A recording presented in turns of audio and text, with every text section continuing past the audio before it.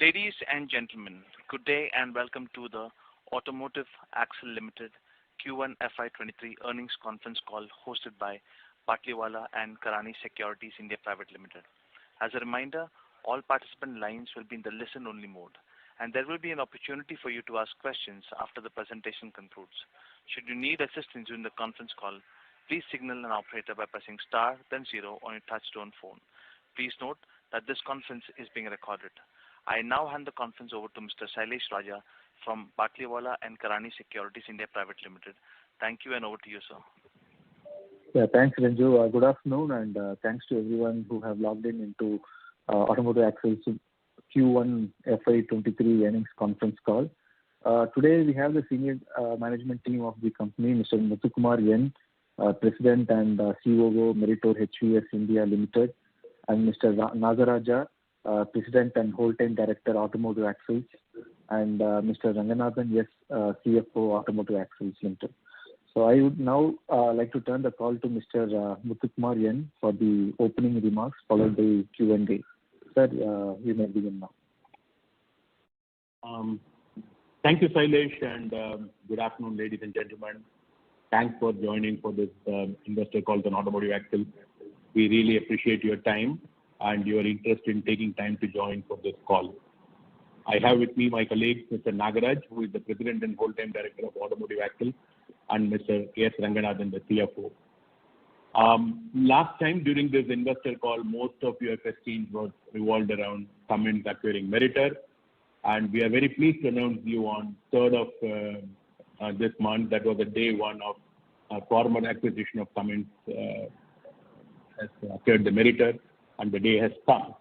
And I'm very, very happy to present you the feedback from the Cummins Executive Chairman. The acquisition strengthens Cummins' industry-leading range of powertrain components and accelerates the development of electrified power solutions.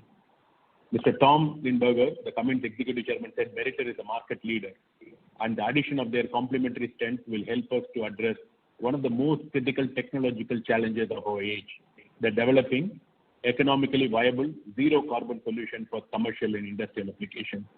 You can understand the excitement at the Cummins level. They are very, very supportive of this acquisition, which is going to bring a lot of transformations and growth to the organization. Dr. Baba Kalyani, Chairman of Bharat Forge, says, I warmly welcome Cummins as our new partner in Automotive Axles and Meritor HVS. Bharat Forge has a long relationship with Cummins as a supplier and also the user of their engines in our special products, and we look forward to bigger relationship now as partners in this venture and also as a supplier. I wish the new venture all success. Unfortunately, I am not able to personally be there to make this announcement jointly with Ms. Anjali Pandey of Cummins, but look forward to this new relationship which will benefit all of us. Ladies and gentlemen, on the 4th of this month in the evening, the Cummins management team has come to Automotive Axles in Mysore. We had an employee town hall which makes the communication to all the employees about this acquisition process is over. With that, I think we are excited about this acquisition and this progress that's happening, which will make our company very, very strong in the days to come. I'm moving on to the next slide, please. Those of you who are attending for the first time, I'm just giving a snapshot of our sales. You know our sales of FY19, 20, 21, 22. We are always growing ahead of the market in terms of the revenue, in terms of the EBITDA. For those of you who are attending this meeting for the first time, we have 4 manufacturing locations, the mother plant being at Mysore. We have facilities in Jamshedpur for supplying to brakes and allied products for Automotive. We have a facility in Pantnagar which supplies for the brakes for Ashok Leyland at Pantnagar, and we have a facility in Hosur. And these companies' equity share is Meritor holds 35.5, Kalyani 35.5, and rest is in the public. We have more than 2,000 plus employees of white collars and blue collars across the organization. As you all know, our major customers are present in the commercial vehicle segment of medium and heavy commercial, and we are also present in specialty and defense OEM. As you all know, the products what we have is for the commercial vehicle axles, brakes, and suspension systems. In terms of the independent axle supplier, we are number 1 in India, and we are number 2 in brakes. Your company continuously works with customers in terms of launching the product, penetrating into the share, which I leave it to Mr. Nagaraj to tell at the later point of time. Ladies and gentlemen, your company is also taking a Mission 2028 on our sustainability roadmap, which is showing in the next slide. We earlier talked about the 6 pillars of our governing systems of sustainability, and the company has done an extensive progress in terms of achieving the net zero in the days to come. As a first step towards that, about more than 30 to 35% of our power consumption is coming from solar, and the organization is moving towards water positive, getting into more than 80% by solar, and also taking an aggressive target of reducing 50% of energy by doing a lot of conservation projects. On top of this, the company is also bringing in terms of the gender equality, corporate governance, which will all be, we'll be communicating to you on this. One of the initiatives, the next slide I move in, is on bringing in circular economy to make sure that the Mother Earth is not dumped with the products. Right from the design stage, in the manufacturing stage, in distribution, in consumption and reuse, and in collection, we are working with the OEMs, we are working with suppliers to make sure that our product is 100% recyclable at the end, so that the waste is converted to wealth and we are not dumping the Mother Earth with any of this material. In the days to come, maybe we will continue to keep you updated on our sustainability focus and what the progress that we are doing towards net zero, or what we call as a destination zero. With that, ladies and gentlemen, I will hand over it to Mr. Nagaraj to talk about our customers, the products, and what we are doing, and then to Mr. Ranga on financial. Over to you, Mr. Nagaraj. Yeah. Thank you, Muthu. Good afternoon, ladies and gentlemen. I am Nagaraja Gargeshwari, President and Whole-Time Director for Automotive Axles. Just like what Muthu mentioned, Meritor has been always a very strong player in commercial vehicle segment or industry. And as you can look at it, we address diverse end markets and supply to most of the major customers, not only in India, but also in the Asia Pac. So whether it's a truck, a trailer, bus, or military or aftermarket, we have a product line which I'll be showing you in a couple of slides later. We have a presence in starting from 5-ton vehicle all the way up to 55-ton tractor. So we continue to drive the innovation, continues to upgrade our products, continue to come out with innovative solution to address both customer and end user requirements. Next slide, please. As you can see here, there may be a myth, sometimes customers talk to us, like Meritor, your products are a bit expensive. But what the companies have always been trying to do is, we are trying to bring down the total cost of ownership. And as Muthu mentioned during the last investors call, this company has introduced more than 5 new products in the last 18 months, and none of our competitors or anybody for that matter has been able to successfully introduce innovative product and also continue with the production. So here is a prestigious award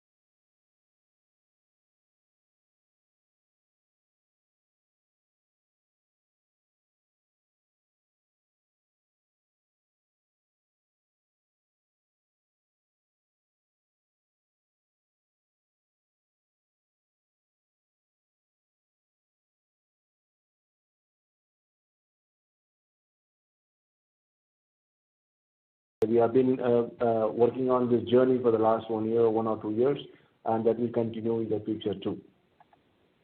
Next slide, the M25 strategy is concerned as one of the things is this will definitely grow as per the market. This year the market expectation is about 370,000 vehicles plus, and definitely we grow along the market, and always our internal strategy is to go beyond the market. I think Muthu and the entire team is more working very closely with customers in all initiatives of the grow revenue. As far as the profitability initiatives are concerned, and also the operational excellence are concerned, and bringing the overall value to the customers are concerned, we are on the track. The subsequent 2 slides basically about the key actions and the customer wins. Muthu will touch upon it.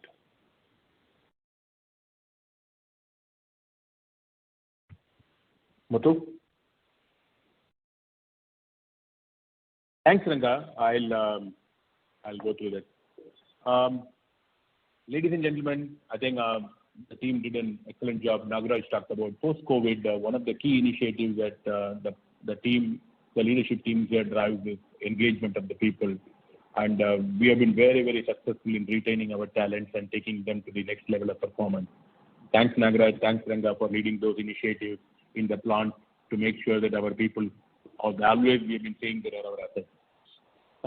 Team, I think we have done the very, very key initiatives like what Ranga said. We have a business growth strategy. We have a cost measures, and safety continues to be our focus area. All the people in the plant has not only been done vaccination of 2 doses, but also been taken with their booster dose for all the people. Like what I presented earlier, the ESG strategy is on, and then the implementation is on progress. Even though the COVID levels have come down, the company continue to practice on the COVID protocol to ensure that our plant is always safe. Having said that, our team has started receiving the customers for audit. Our team has started visiting suppliers, but following all the protocols. In terms of cost measures, cost reduction has been one of the key, and you all know that we all talked about that the loss elimination continuously lying, the significant savings expected through M2022 time frame. The cost measures in terms of whether it is a conversion or in material or manpower cost is always under our focus and keep going. In terms of the business growth strategy, like what Ranga said, the market is set to grow, and rest assured that your company will grow more than the market. And we have completed the successful implementation of LTA agreement with 2 top customers. Nagaraj talked about the hard work done by our team in terms of the plant team, by the engineering team and innovation team. As you all know, that Meritor has been focusing on 3 things: focus on customer, focus on innovation, and focus on people. With this, the company, which has changed the perception of the customer, saying that Meritor is comparatively, I'm not saying it's a cheap product, but the total cost of ownership of the product is much, much better. And that is what has come back as a gold award to us. The new business and opportunities are in the pipeline. We have done 2 long-term agreements, both with Automotive for the brakes and Ashok Leyland for axles and brakes, expanding our current share. The improved operational performance and increased share of business with OE is one of the key things that what Nagaraj is working. Our quality PPMs has done substantial improvement over the past, and a lot amount of improvement is happening. Our product development and launch of new products. Currently, we are working with OEM for the launch of product that is going to be done in 23 and 24 to make sure that we are ahead of the curve in comparative things. The driving e-mobility business, we touched upon this earlier. We continue to work on e-mobility business, and we have become a preferred partner for Ashok Leyland for their e-mobility solutions in medium and heavy commercial vehicles. Digitalization and implementation of Industry 4.0. Nagaraj touched upon this, and we are going as per the plan. And the plant, which is more than 35-year-old plant, will become completely Industry 4.0 post our Mission 27. Get up for the capacity to cater the rising market demand. While we are very, very skeptical about the market, how it comes, control the cost, we are also geared up for taking the market demand. With that, ladies and gentlemen, once again, thanks for all your support of this organization to grow. And I give it back to Shailesh for organizing question and answer session. Thank you very much. Thank you. We will now begin the question and answer session. Anyone who wishes to ask a question may press star and one on their touch-tone telephone. If you wish to remove yourself from the question queue, you may press star and two. Participants are requested to use handsets while asking a question. Ladies and gentlemen, we will wait for a moment while the question queue assembles. The first question comes from the line of Sagar Parekh from One Up Financial Consultants. Please go ahead. Good afternoon, everyone, and thanks for taking my question. I have few questions. So, firstly, on the during the AGM, Mr. Kalyani, he spoke about new business, new segments that we are focusing on, and one of the segments that he touched upon was the construction equipment industry and off-highway industry. So, if you can give some color on that in terms of what is the kind of market size of that industry currently, and I know it's a very small part of our total business right now, but if you can give some more qualitative or quantitative details in terms of what can it be for us in next 2 to 3 years, it will be really helpful. Thank you for that question.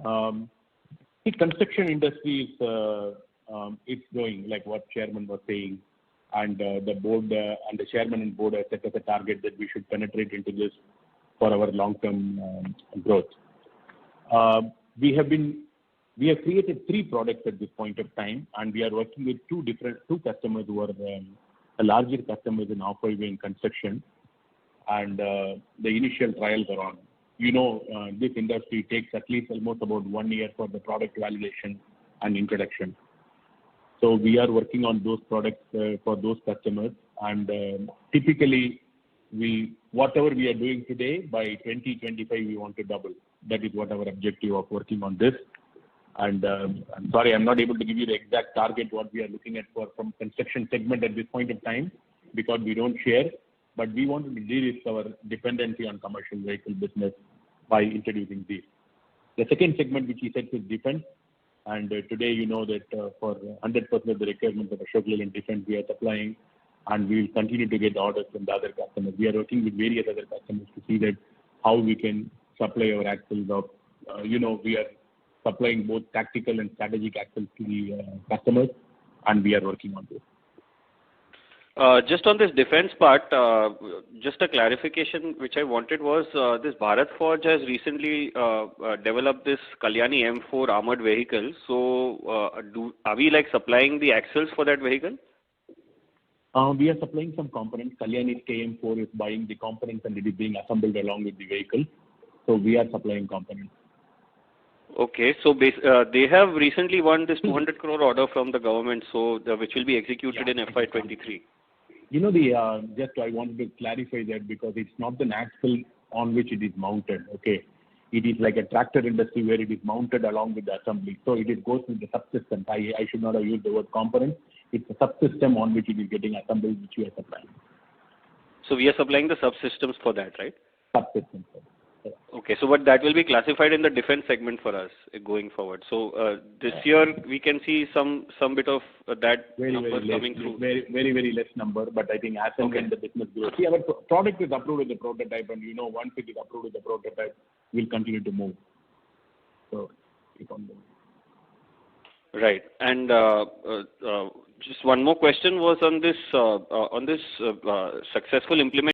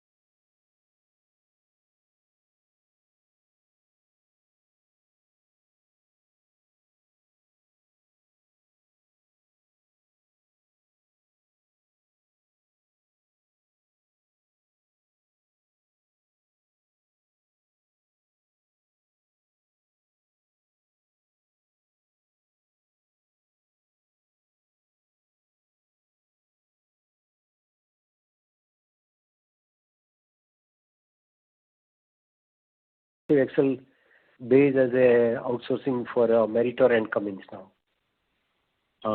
Thank you for the question, and thanks for your appreciation on our performance. We will continue to meet your expectations and exceed that. In terms of the opportunities, yes. See, the world is looking at India today. Earlier, there are a lot of other Meritor sites. I'm talking about, let me come back to Cummins a little later. Let me talk about Meritor. Meritor has been sourcing components from India and whatever the value additions, and Meritor is also sourcing globally from China and the sources. And when becoming really competitive and cheaper, they were looking at this. But you know that there is a substantial perception changes, not only in terms of the cost, but in terms of the reliability, ethics on business and all. I think the world is looking at India, and India will definitely have more opportunity to do it. It's up to us, and we are exploring continuously to see that how we can double the exports in the next 5 years. We can move on. So we have been, we have already been proved out that we are a reliable supplier. Our quality levels are high. So your company will continue to work on to see that how, not as an axle pulled together, but systems and subsystems to be exported from India to the other countries of Meritor. It will definitely go up. I'm sure that their procurement from other countries will come down, and they will look at India not only from just cost of the product, but the total cost of ownership and reliability and ethics in doing the business. So we will get more opportunities. I think the team is working on, my export leaders are extensively working on to see that what are the other opportunities that's available, and we will continue to explore in this area. Great, sir. And, with Cummins coming in, yeah, you are asking, Cummins is basically doing an engine business, and what type of synergy at this point of time, we do not know whether our capabilities for manufacturing in Mysore. I'm sure that the team from Cummins is coming, they are going to evaluate, we are going to go there and find out, explore the opportunities. If there is any opportunities, obviously we'll become a very preferred supplier, and then we will ensure that we grab those opportunities. Mm-hmm. Great, sir. And sir, my second, this is not, I think, question, but as a shareholders, what we expect from you is the way you are reducing total ownership cost, the way you innovate, the way you take awards from the customers. But these are not reflected in the margin, which normally any MNC company which achieve, having a very high R&D, high development capabilities, very high innovation capabilities. So over a period, should we expect some respectable margin? Because this 10-11% is not that great margin. So that is in our opinion. Would you like to comment on this? Ranga, you want to comment on this, on EBITDAs?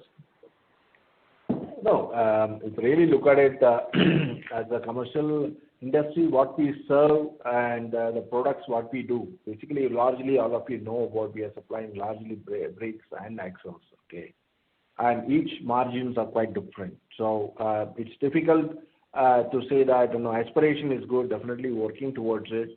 But if you really look at it in the 2018 to 19, we have done a phenomenal job as far as the bottom line is concerned.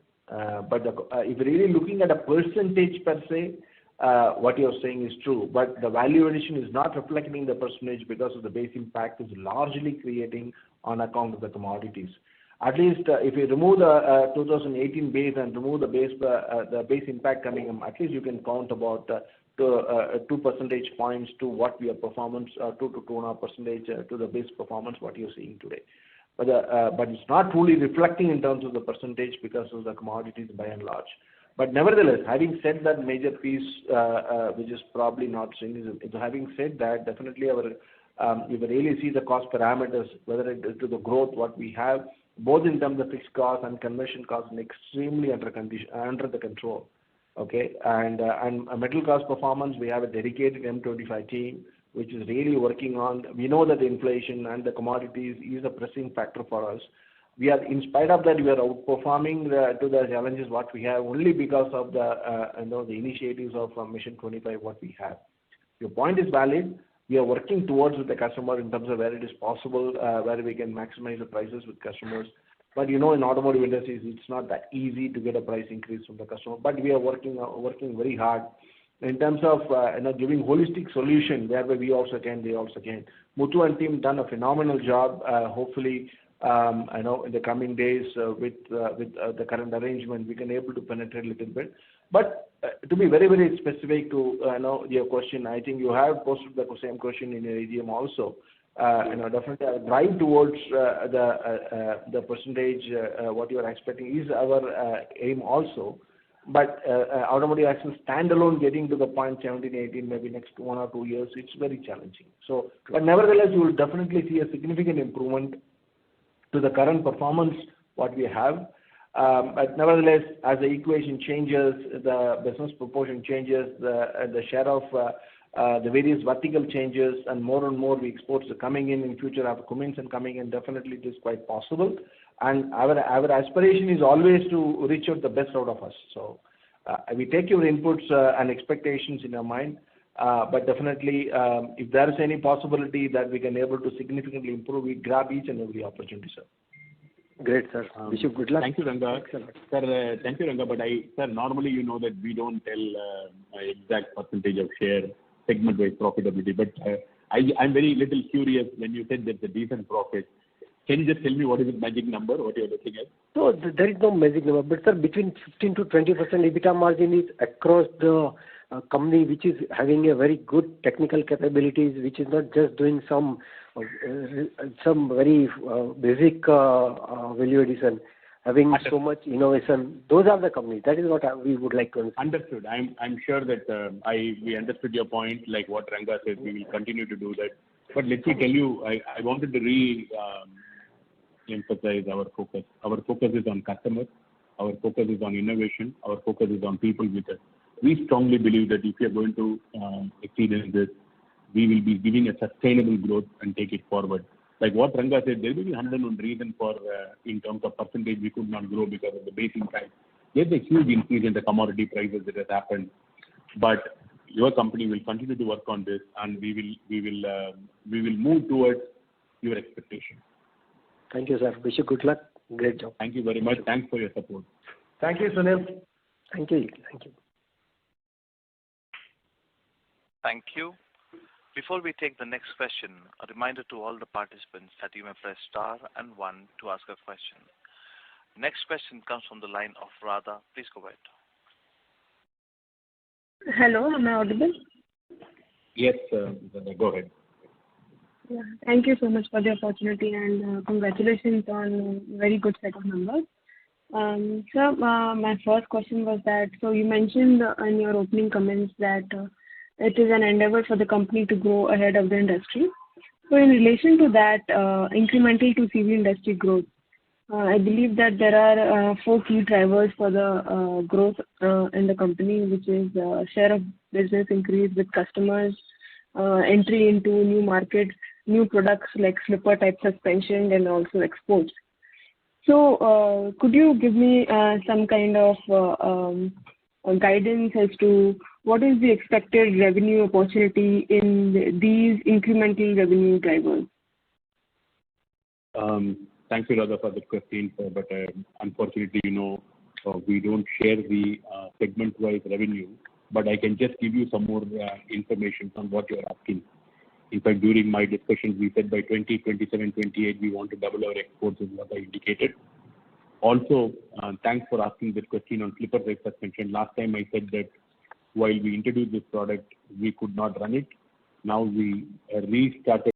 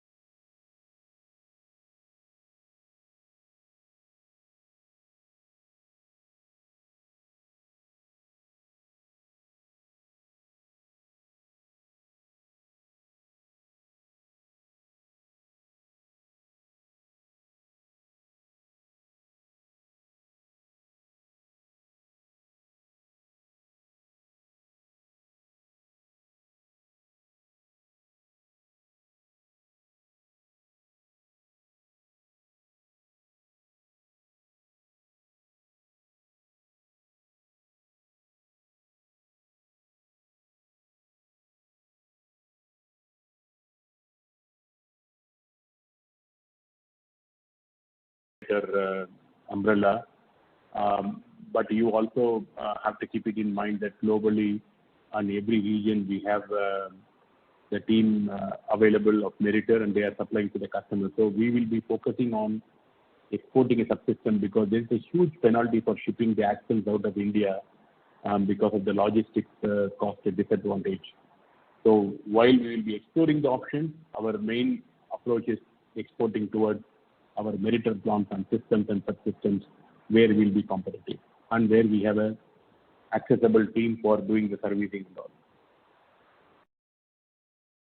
Also, sir, could we talk a bit about the off-road vehicle business opportunity, like what is our market share and who are the key OEMs that we are supplying to?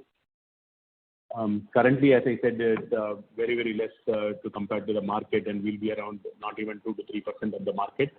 But having said that, as I told you, we are working with 2 OEMs and we are developing a product. We had an extensive market survey to find out what type of issues that they are having in that segment. And we are taking 2 products and working with 2 customers to get into this product. You know, it's the getting into the off-highway segment and construction segment is a lot of product development is there because it's not a volume game and it is more of a variety that we need to come in and a lot amount of engineering time and development time is needed. So we will be working slow, but we will unsteady. But this is the direction. I think as Chairman said, the focusing on defense and construction equipment is a challenge that they are given to us, and we will continue to work on that market to expand. Okay, sir. Coming a bit on the financial side, so on a QOQ basis, there has been a revenue decline of 50 crores. However, I can see that the other expenses have increased by about 2 crores. So, could you give me a reason for this? No, Radha, you need to probably look at it in terms of revenue. I think overall, if you really see the industries, auto component industry, the Q1, more likely the in MHCV industries so people are serving, you can see a general trend in terms of the decline. And it's not standalone automotive axles per se. But nevertheless, with the whatever the reduction of 10% quarter on quarter, what you could see, we did our best in terms of the margins. In terms of the cost point, what you're trying to mention is, I think the cost is not out of proposition. And definitely, and I request you to look at it holistically for the year. You will definitely see that the cost is well within control. So there's no exception as far as the numbers are concerned. Okay.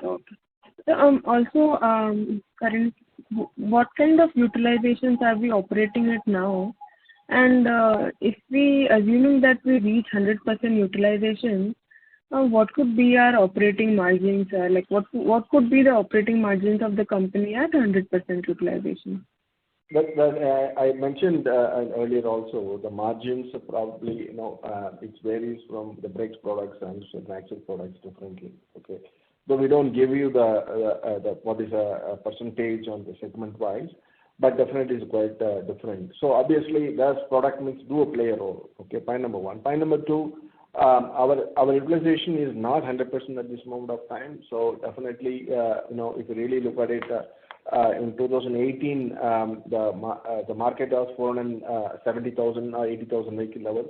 Today, the market is just working towards about towards the 350 or 360 by this financial year. So obviously, the market is running at close to about 70% level. So at this moment of time, the market is running at about 60 or 65. Muthu can be able to see that. So utilization is going in line with that. So obviously, as the market volume grows, our capacity utilization definitely can substantially improve. Obviously, there will be a leverage benefit will definitely come into this.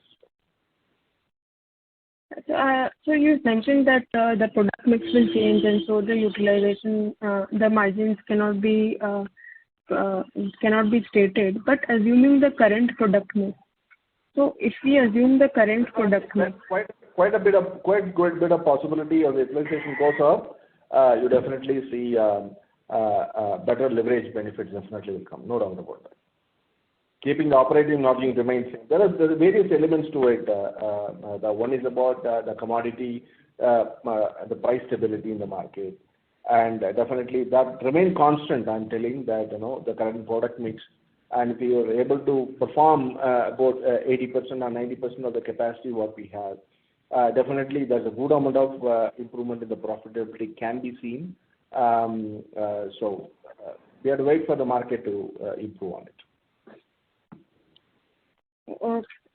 So, with respect to the capex plans, given that the company is generating a lot of cash now, what could be the capex plans and other capital allocation plans for this year and maybe the next 2 years? Nagaraj can answer it, but broadly I give you a perspective to you in terms of capacity. The maximum investment we already made 1 or 2 years before. So in terms of capacity, we may not substantially invest. Point number one. Point number two, we do invest in terms of streamlining the processes, productivity improvement, automation, and digitization areas. Industry 4.0 is one of our main objective, which we have been driving the operational excellence in the manufacturing for the last 2-3 years. And definitely in those lines, there will be definitely investment. It may not be very substantial, but definitely there will be an investment there. Okay, sir. Also, on top of this, 1 minute, please, Radha. On top of this, we will also be spending capital on the new technology and new processes that we are working with. See, we have to continually upgrade the process. Even though we may have capacity, we will be creating a new processes which is going to substantially improve the reliability, and so we will be working on those for the capital expenditure. Okay. So just you mentioned previously that you will continue to take price hikes from Ashok Leyland and other customers. So on the basis of that, just wanted to know that on what basis do we take price hikes with customers? Like, is it on a monthly or quarterly basis? When the price is in an increasing scenario, so how frequently do we change the negotiation terms? How frequently do we change the negotiation terms with the customers? Okay, I want Shailesh to note down. We are getting into the conversation and there are a lot more people are waiting. So due respect to you, but I will just answer this. I don't remember I have ever said that we'll just go and take price increase from the customers, because no OEMs today at this point in time is willing to give a price increase. And they are said with the availability of excess capacity in the market, they say either you supply, go down on your cost or get lost. I think that's the message that comes from OEM. So if life would have been so easy to go and get give a check and then get it, we would be very, very happy, but which is not happening today in the industry. However, we have a business agreement with them, and we will try to see that what level of commodity increases that is happening. To that level, we are working with them. See, to be more honest, let us also tell the equations in the organization. It's very, very easy to go and increase the prices to the customer and say we will not supply. But if my customer is not willing to give it to the end customer, who is looking for reduction in the cost, they will lose the share of business, and we will have all the businesses only in paper, not reality. So we work very closely with the customer to make the customers competitive and also expand our margin. I think this is the philosophy with which we are working, and we will continue to work on this, which is what is helping us to grow in the business. But the commodity, like whatever you are asking, whenever the commodity price is going up or something, we will have a discussion between steel mill, between customers, and we will try to agree on that. Okay, thank you so much, sir, for the detailed answers, and all the best. Thank you. Thank you very much. Thank you. Before we take the next question, a reminder to all the participants that you may press star and 1 to ask a question. Next question comes from the line of Shashank Kanodia from ICICI Securities. Please go ahead. Yeah, good afternoon, sir. So in the presentation, you have marginally lowered the production guidance for the MSCB space domestically. If I remember correctly, last con call it was something like 380,000 odd units. This time it's 372,000 odd units. So any specific concerns that you witnessed from any of the clients? Sorry, I think your line was not audible. Can you repeat the question in little slow? Yeah. So I'm saying that in your presentations, you have marginally lowered the MSCB volume guidance for the industry. So in the last presentation, it was to the tune of 380,000 odd units, and this time it mentioned that 372,000 odd units. Yeah. So why would that be the decline? Any concerns that you witness on the growth prospects? We have downgraded it by about 8,000 axles when compared to last 8,000 vehicles, right? Basically, what happens is the additional order that is supposed to come from buses is not coming, and the government is not releasing. So with the latest discussion with the customers, we have downgraded from 380 to 372 based on our discussion with customers. Okay, but the industry should grow healthy 20-25% this year, right? See, still the market is going to go up from 3 lakh to 3 lakh 72. See, these are all based on, see, we are giving an update to you every quarter, and so whatever the best information available, we are trying to give it to you. Maybe in one quarter, this itself can change, the sentiment change. But you also take it globally what's happening with the inflation that's going up, the interest rate going up. People wanted to conserve the cash. And there is also a few information about the recession that's going to come hit globally by next year. So this is also a little bit of sentiment of the people and the fleet operators to see whether we are going to really buy. While we are very, very optimistic that 372 will continue, it can go up, there could be every reason that if the end customer is not willing to pay and he wants to conserve cash, it may come down. You know, there is one more increase of interest rate has happened a couple of days before, which is very good for controlling inflation in terms of macroeconomic, but it will have a short-term impact on the sales. Right. And second, sir, on the capex part, obviously you will not spend on capacity expansion, but for the process improvement and all the structures, is there an amount that you like to quote, and some 30-35 odd crores per year is what it's intended to spend? Yes, of course. Ganga, can you confirm that number? What is? Come again, sorry? So for the productivity improvement, process improvement, and efficiency measures, so what kind of capex spend can we look at your end? So 30-35 crores per year is what we should be working with? Yeah, you see, last year, the overall investment is more or less in the same level, sir. Right. And then lastly, taking a point from the previous participant, so with the sequential decline in revenues to the tune of 10%, the other expenses in absolute terms should not have gone up, right? So we can understand employee cost, maybe we can have a revised wage bill or something, but other expenses in absolute terms should not have really risen sequentially, right? No, we can't say that. We have, there are various things involved in the overall aspect of it. So there are a lot of people engagement activities we are doing it, a lot of training and development we are doing it. So the various initiatives, we are consciously ensuring that, we are in terms of the people and the process upgradation. And also I said the process level upgradation is also we are spending money in terms of the automations in the ERP and the systems around it. So it's okay, but the slight variation in quarter on quarter, but overall, if you really look at it, every increase, the overall and the fixed costs and other expenses remain same. There's no material change to it. So, but if really look at it, there are some variations. That is really a planned one towards employees or towards automations, process automations. Right, understood. So one last thing. So, sir, are we exempt from an open offer given that there is a change in promoter? So, I just want to understand that why there hasn't been any open offer from the commission. Your voice is breaking. Not able to hear you. Sir, I'm saying that for a change in promoter group, there should have been an open offer, right? So, are we exempt for this corporate action or something? Because 35.5% is a decent chance to really take an open offer. No. We have comments will take note of it, and definitely they will come out with any actions around it in the near future. So they are evaluating it. Obviously, just about other sport is what we met each other, and definitely they'll be working on it. Have some patience. Definitely they'll come back if there is, because we also probably wait their response because they have just initiated. So obviously they are evaluating it. Maybe they'll come back with the right action. I see. Sure. But rest assured that the company will take all the statutory and regulatory procedures and we will adhere to them. Sure, sir. Thank you so much.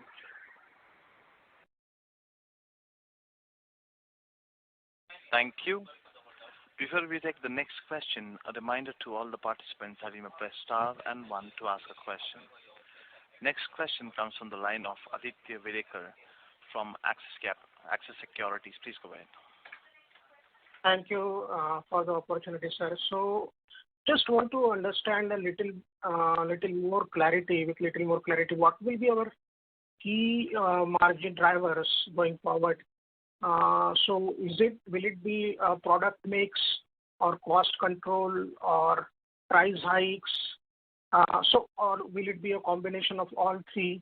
Because now the steel prices have come down, so I guess the commodity costs are a pass-through for the company.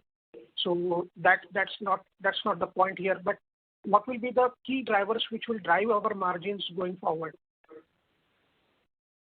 Go ahead, Ranga. No, just to respond, it's actually a combination of all. I know we can't isolate one piece of it. Our generally our M25 strategic initiatives really grow revenue is always one of the key initiatives. We try to grow revenues and more profitable wins we want to bring it. That's always our aspiration and we work towards it. In terms of getting the margin improvement, we look forward to very sustainable and long-term solutions to the total processes around it. So obviously, year on year we take targets on those things, whether it's the manufacturing process or the support process improvements. We certainly bring more automation and improve the productivity. Definitely, the driving the cost down is a consistent basis. Also, we are working a lot of initiatives, including the solar power in terms of initiatives towards the conversion cost initiatives. So all these things will definitely play a kind of an improvement in the cost structure for sure. If you ask me, we can't say that it's a combo of everything, not in singular to that. Definitely, when it say that improve the top line and improve the bottom line improvement, it comes to operational excellence mainly towards automation. So, and after the fixed cost optimization is one of the points we always keep in mind because that's where we've been very conscious about it. But definitely, if you ask me, yes, it's a combo of everything. And that's always the thing. We can't say that one singular thing which makes a difference. Answer is no, because everything is contributory. It has got a impact in the overall profitability is concerned. So, would you want to add something? I think, Ranga, well said by you. I think it doesn't come, the profitability enhancement doesn't come from one simple thing.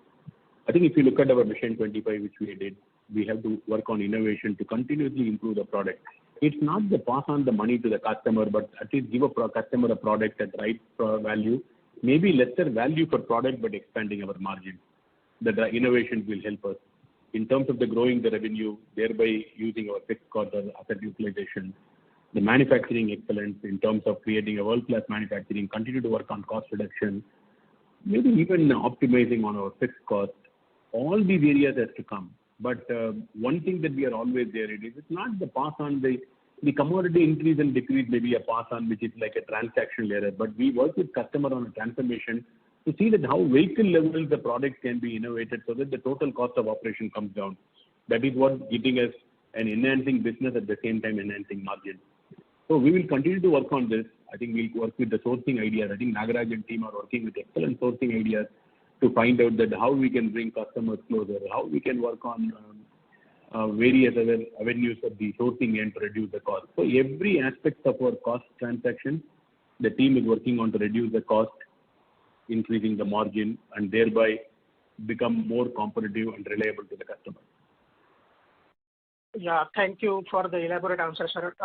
One other point is in the last call you touched based upon these EV products, and as we were discussing on the product mix, so these products like subsegments of tippers, defense, EV products.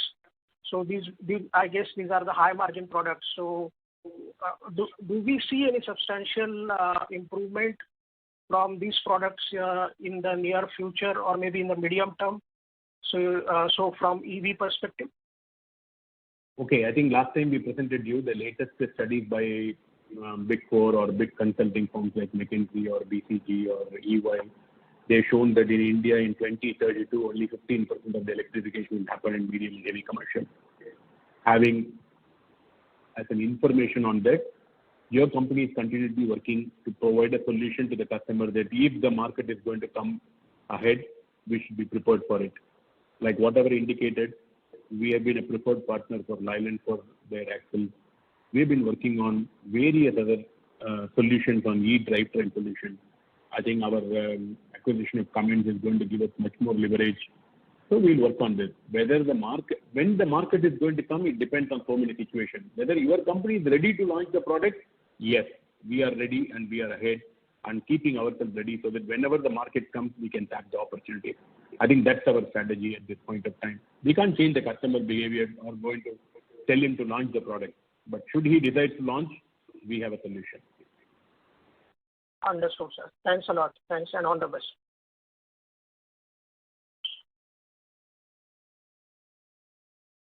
Thank you. Next question is from the line of Nikhil Rumta from Nippon India Mutual Funds. Please go ahead.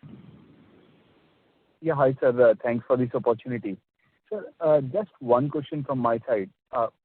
In the presentation, you have mentioned that you are looking Q2 to be slightly better than Q1. And seasonality, if I have to take into picture, then Q3 is always better than Q2.